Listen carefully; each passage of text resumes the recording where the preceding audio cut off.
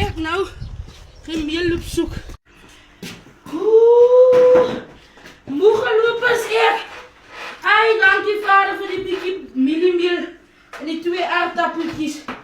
Die Here het weer hier gekom soos donder weer. Ai, jene. Met wat gaat ek nou? Oei, ja, kuiens. 'n Kuiensmoertjie met die aardappeltjies daarin en 'n stewige papi, there you go, Ziza, it's better than nothing. As mense wat is die voere reddy. Ja, is 'n plan met 'n biefstokkie in. Nee, as beter as niks. Eie ding van 'n moeder. Sy maak 'n plan. Sy maak 'n plan. Ek is Mami, ek het nog iets sê. Ek het my vriende in die pad gesprek en toe van Janice se bier in die sak. het hom Janice se biers in die sak geval. Nou waar se biers? Ek waar se biers? Ek het hom weer teruggekom. Ek hoor jy aan sakkie wil jy vir my? Wat was in hom Janice se biers?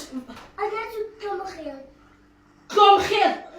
Nou, toe gaan jy weer Janice se biers terug. Ja, mami. Toe was jy om Janice vir jou. Wat het hom Janice gesê? Ek het gesê dankie vir die bier. Kom, toe bly by hom Janice. Kom, dan bly by hom Janice. Jy vat jou klere en toe bly by hom Janice. Bly by hom Janice. Mama het gesê, as ek kom aan die bier op de, aan die bier.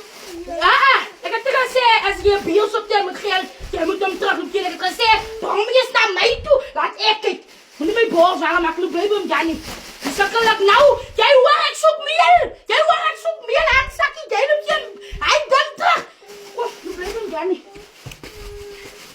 Kom, vat jou swart sakkie, om Janice kan vir jou 'n sak koop. Ek wil hy bonneltjie doen. Loop sê van Janice, jy trek vandag by hom in. Dit was hy biers nou opgevat. Ek het vir jou mooi gesê, handsakkie, as jy iets van iemand